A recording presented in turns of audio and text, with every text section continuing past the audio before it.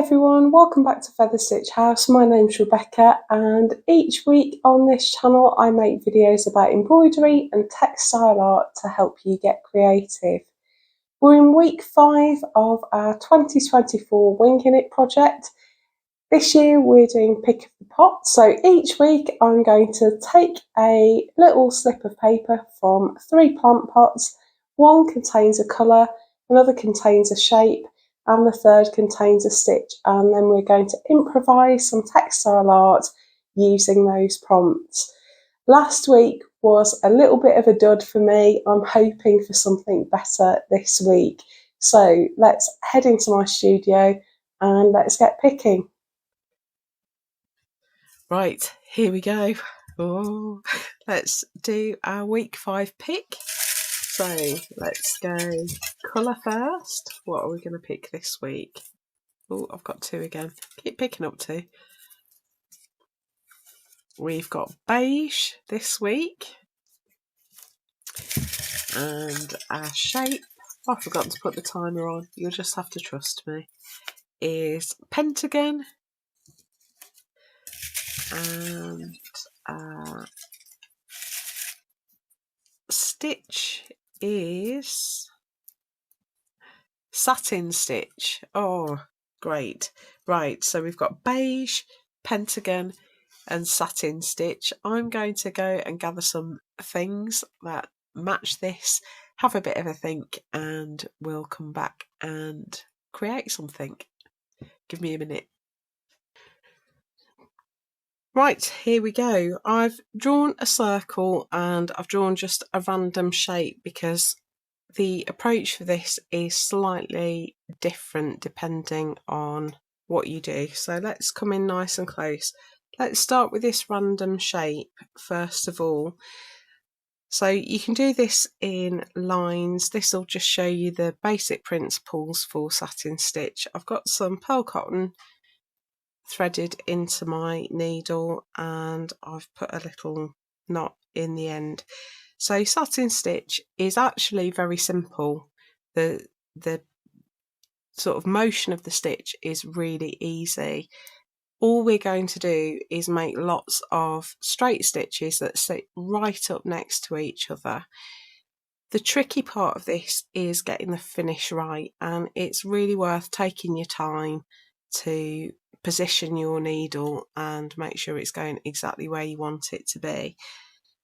So I'm just going to come up at the top of the beginning of my shape and I'm going to take my needle down on that bottom line like that to make my first stitch. Now it can help to put in some stitches along the way just to keep your line straight. It's not something that I often do, but it can help you, particularly on larger shapes. So I'm now going to bring my needle up right next to the beginning of that first stitch, and I'm going to take my needle back down right next to the bottom of that stitch.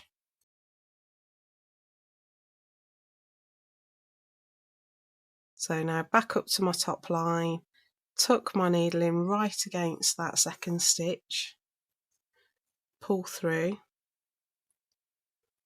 and back down on the bottom line, tucked right in.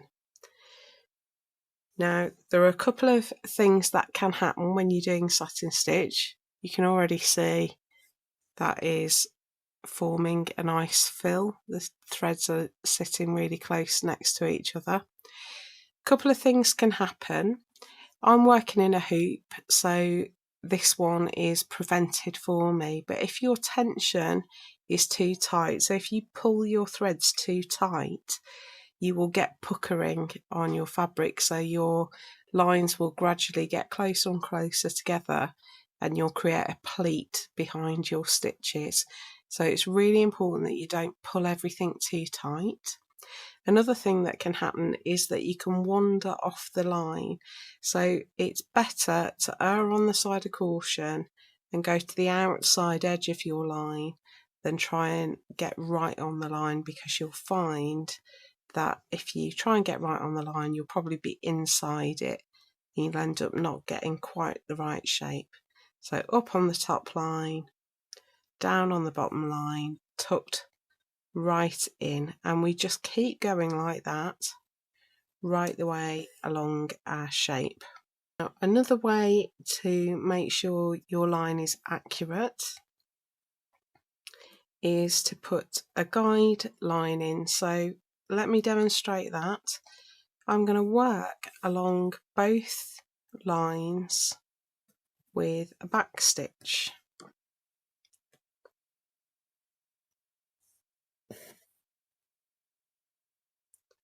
So I'm just putting in a back stitch. So a bit like running stitch, but we come forward on the back, leave a space, and then work back to the end of the previous stitch. And you basically line your shape with a back stitch. So we've got a line of stitches, top and bottom. So now I'm going to come up on the outside edge of those stitches next to the last satin stitch that I made, and go down on the outside edge of the bottom layer and just work my way along the shape. So you just need to make sure your stitches are sitting next to each other rather than overlapping, and if you're in any doubt, if you just burnish your stitches with the side of the needle like that, it will just help them sit flatter and more in line with each other. Okay, so here we've got our satin stitched shape, all the threads lining up really neatly against each other. I just wanted to show you how we'll go about stitching a circle. So for a circle, I definitely would do my back stitch outline, because anything other than circular looks really odd. So I would make sure I've got a guideline to work from. Now for a circle, I would make my first stitch across the centre,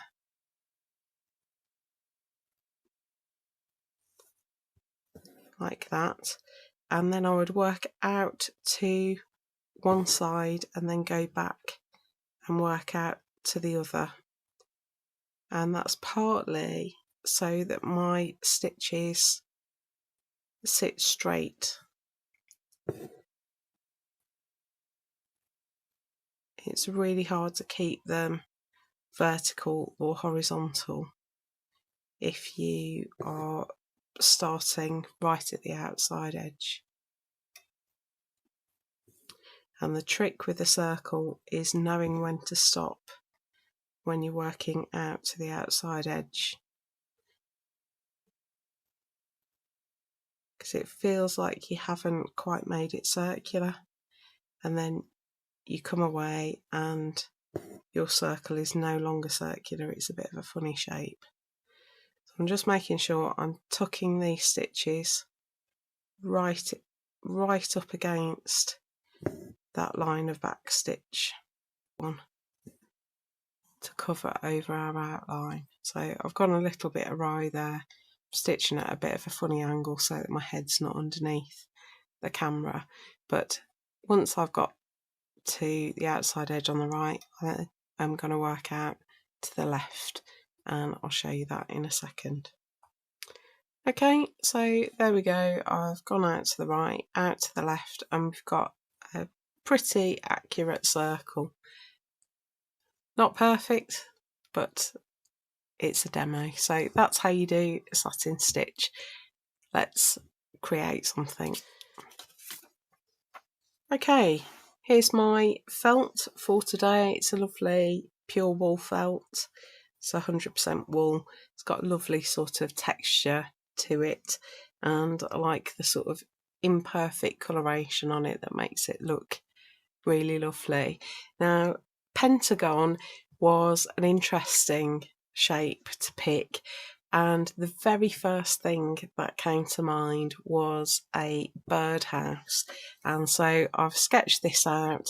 Here's our pentagon, and although we've got some other shapes on here, I thought we could potentially satin stitch this, and I wanted to make it out of some different patterns and textures because satin stitch is quite flat, so if we did all felt, the whole thing's going to look quite flat. So I've fished out some beige fabrics here. Now I've got some Bondaweb. I think this is going to be the easiest way to attach our shapes. So I've got some Bondaweb. I want to start with the main shape of our birdhouse. So it's a symmetrical shape. I don't need to worry about reversing it. I've got my Bondaweb paper side up, and I think I'm going to do this with a ruler just to make sure my pentagon is nice and sharp and precise. There we go. So I'm just going to cut around that roughly. I don't want to be on the line just yet. And which fabric to choose? Maybe the paisley. I think I'm going to do the paisley. Oh, I've got that one as well. It's a bit over the top for me for this one, I think. So I just want a little, it's a fat quarter that I've never used. So I just want to cut a piece that is just about big enough for a pentagon to sit on. And I've got the wrong side of my fabric, and I want to put Bondaweb on paper side up. So there's a paper side and there's a rough side, a textured side. You want that side down. If there's a right or wrong way up on your pattern, do think about your positioning.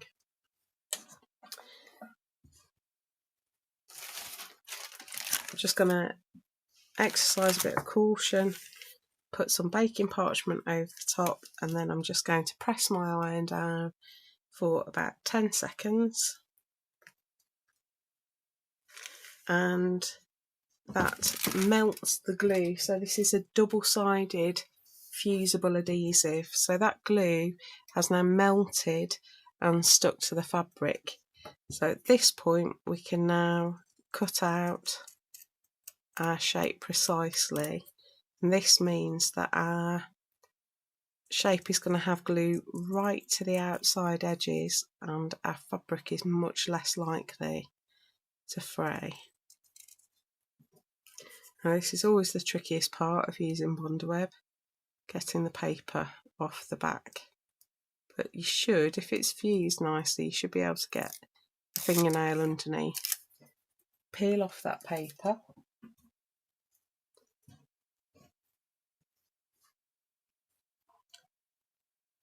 And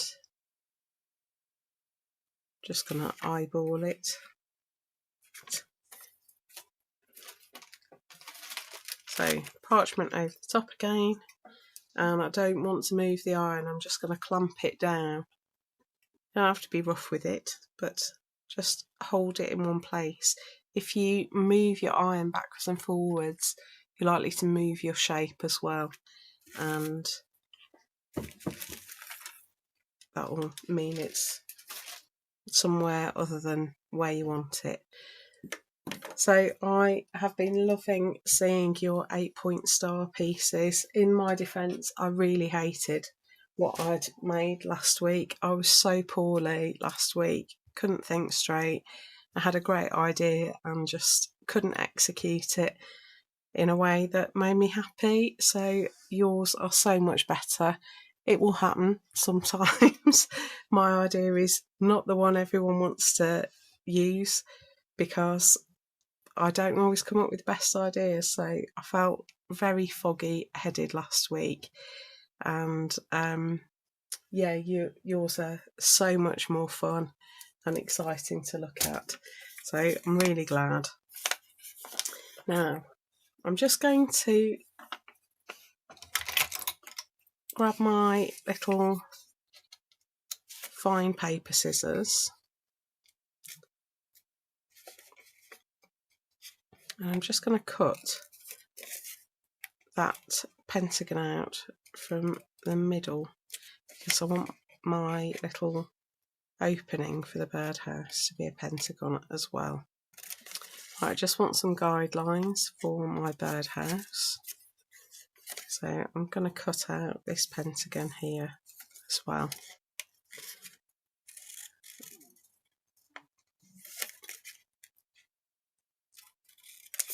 It's just going to help me get good placement for that little window. So I've got my heat erase pen, and I'm just going to colour in the gap.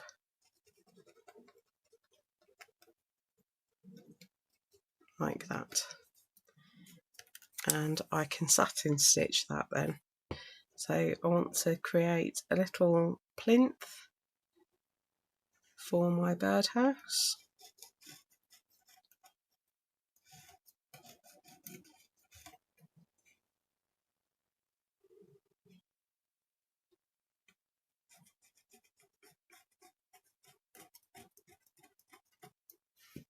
I need a new cartridge in my heat erase pen. Let's give it something to stand on. And let's create a roof as well.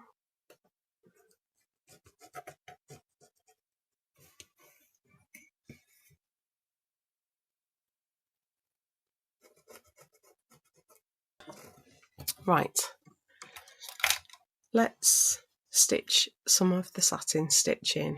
So what do I want? Let's go for a darker beige. I'm using stranded thread. You can stitch with all 6 strands.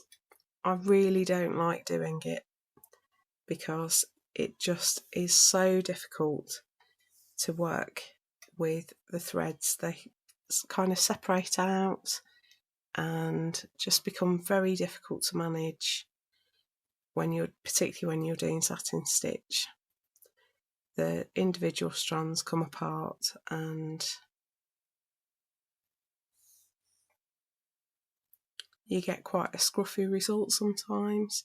So most I would do is 4. I've got 3 here, and we're going to start by stitching this vertical post. So I'm bringing my thread up, stitching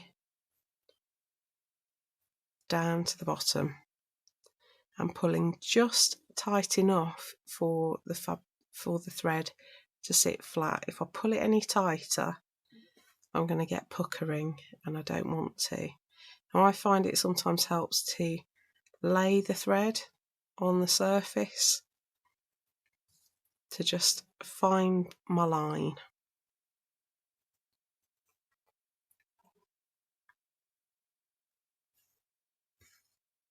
I'm going to stitch the details of my birdhouse in with satin stitch. I won't make you watch me do all of this because this is going to take a bit of time, I think. Okay, I've stitched in that one, and I've put some backstitch stay lines around the other sections, and I've threaded into my needle 1 strand each of 3 different shades of beige. So I've got a mid beige, a darker beige, and I think it's this one that I've put in as a light beige. So they're the colours if you are interested. 1084, 392 and 388, all anchor. I'll put the DMC numbers at the bottom of the screen. And what I wanted to do was just do a sort of blended satin stitch. So I've got 3 strands again, and I'm just going to satin stitch vertically on these, so across rather than, so keeping the stitches shorter rather than making them super long. So using those stay lines as a guide, and I'm hoping I'll get quite a nice effect on this just to mix it up. It's not the most interesting stitch, satin stitch. Hard to make it look really exciting, but I'm hoping that a bit of thread blending will add a bit of variety. So exactly the same method, but this time I've just got multiple colours. You could do it with a variegated thread as well, that would work.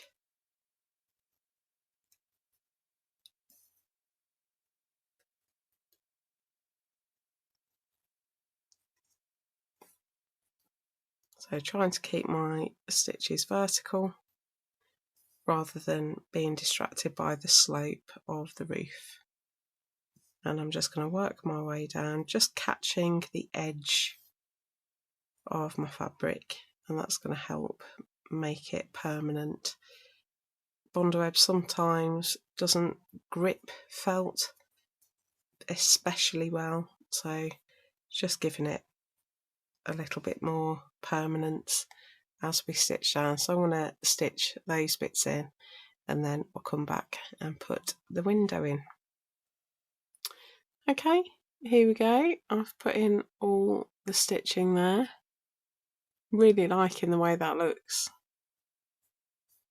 So I'm going to put in my door. I've got some of that darkest beige. I was tempted to go with the dark brown, but the colour prompt is beige, so I wanted to stick with that. And I'm just going to go a bit like we did with the circle. I want to start at the centre and I'm going to work my way out to the left and then over to the right, just creating that pentagon shape.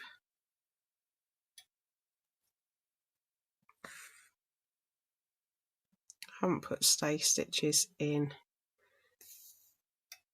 this time,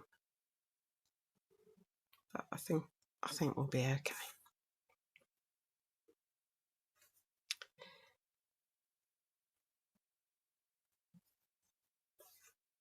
So I hope you're all enjoying the project still. If it is not as much of a challenge for you as you would like, don't forget I have a second stitch along running.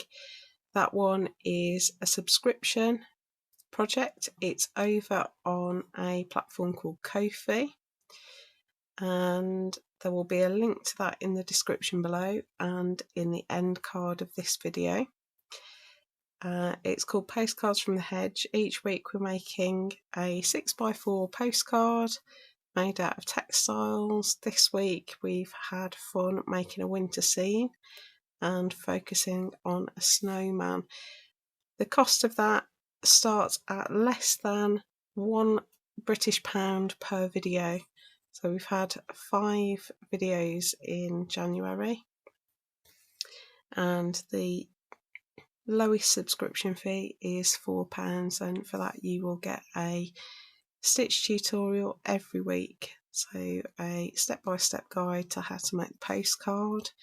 We're exploring all sorts of textile art techniques, all sorts of embroidery techniques, and we're having a ton of fun along the way.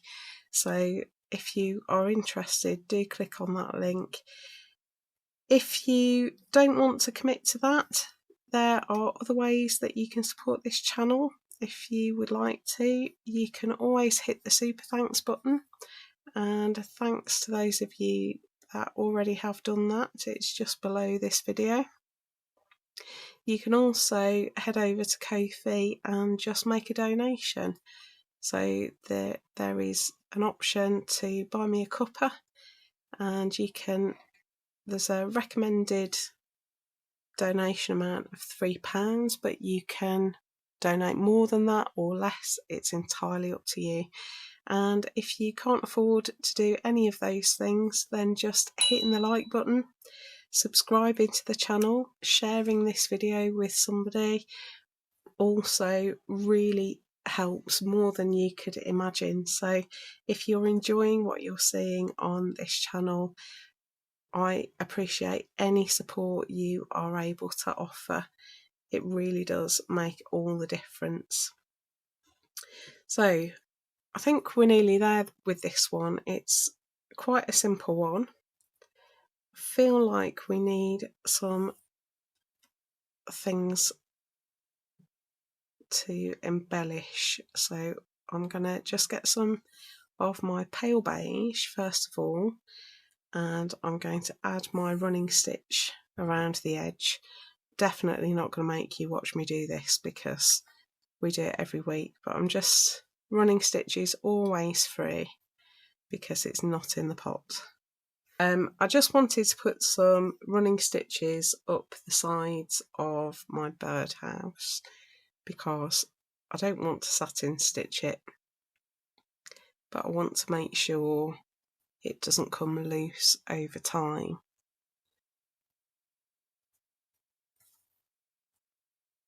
So I'm just going to running stitch up this. It's quite stiff fabric, this, and the Bondaweb makes it just that little bit stiffer. So I'm going to go through in 2 motions. Okay, I think I'm going to add a little bird, so I'm just going to get my bit of scrap paper and let's actually use this as a guide. Right, I want a teardrop kind of shape like that, and we're going to put a wing on it, something like that. Might satin stitch the wing and then a little beak. So that's, I think, what we'll do. I'm going to make 2 of these. One's going to sit on the roof.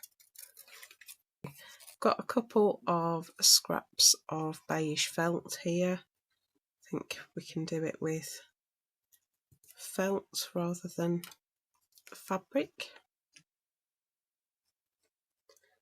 So I'm just going to draw around my little bird shape like that. Then I can cut that out.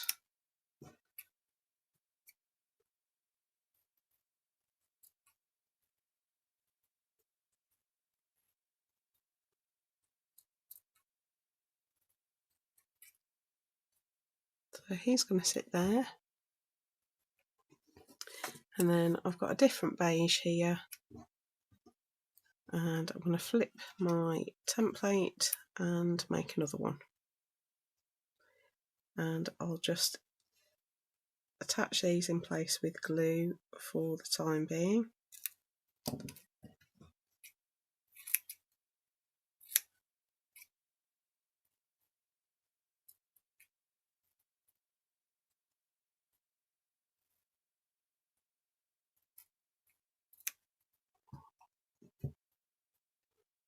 So you can go up there, might need to make that a little bit smaller.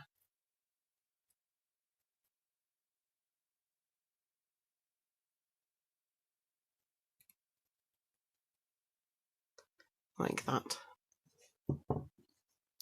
So he's going to sit on the roof. Right, I'm going to just use my glue stick to just attach him temporarily. So one there,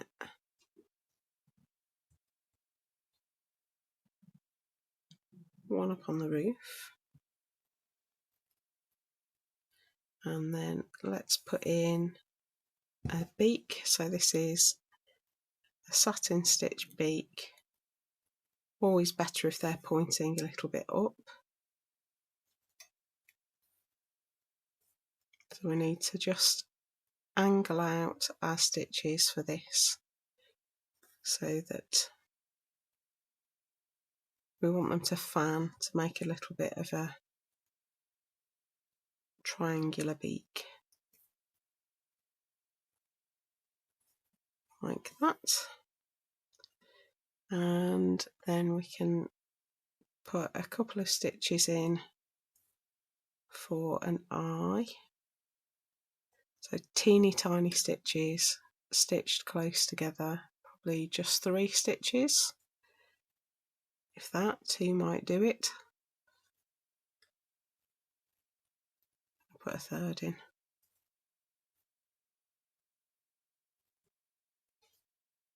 Like that, and then we want a wing. So that's going to come out just slightly above the tail, like that. And I want it to just round out at the front and come to a point at the back. I'm not going to worry too much if it's not a totally smooth shape, it'll just look more feathery.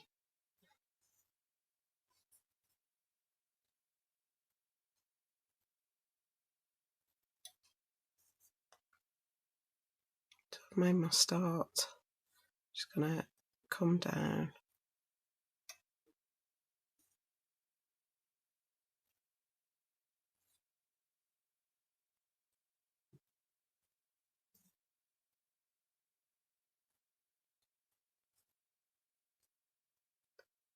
And then I can start to shorten them at the bottom just to make it more wing shaped.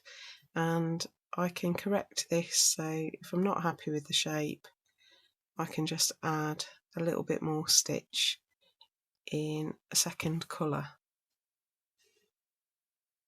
But I think I'm happy enough with that for the time being. I've got my 2 little birds on. I've got these little heart buttons. They're wooden, but they are really nicely beige, and I just wanted to add a little bit of something else. So there's lots of places I could put this. I could put it on as a sort of finial on top of the birdhouse. I've got some coconut buttons as well that are beige that would work almost like a sunshine. Maybe I'll put one of those on. I think it's cute. And then I thought it might be nice to just put a couple of little beads on.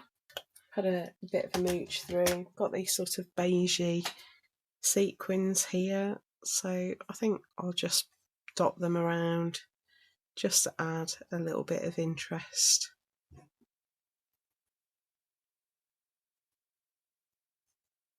And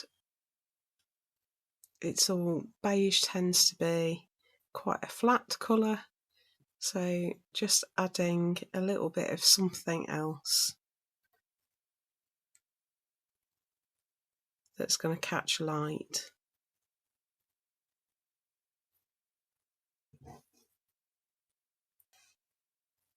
That's probably enough.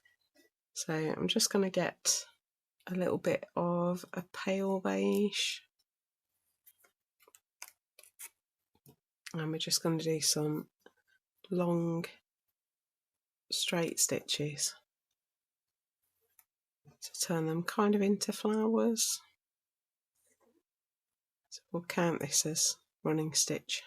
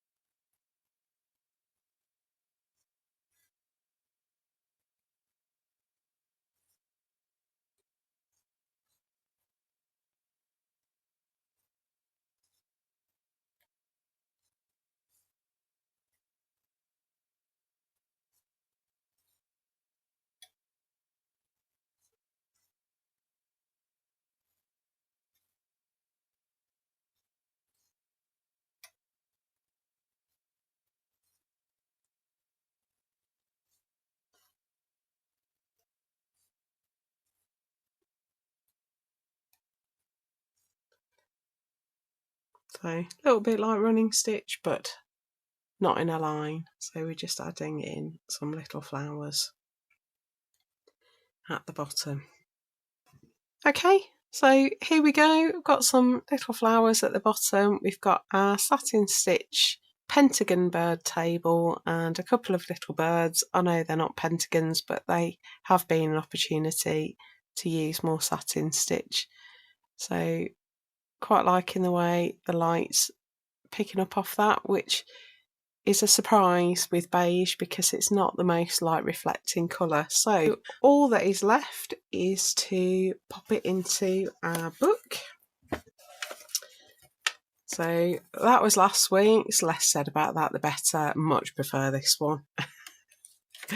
So we're going to get our glue. It's mostly felt on the back, so I'm going to glue the page rather than the fabric so I don't pick up all the fluff. There we go. The 2nd of the 2nd, 25. Happy February, everybody. And then we can flip to the back and add our picks. So we had beige,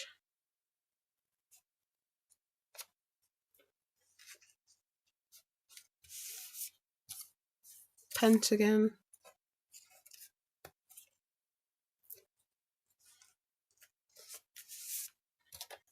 and satin stitch.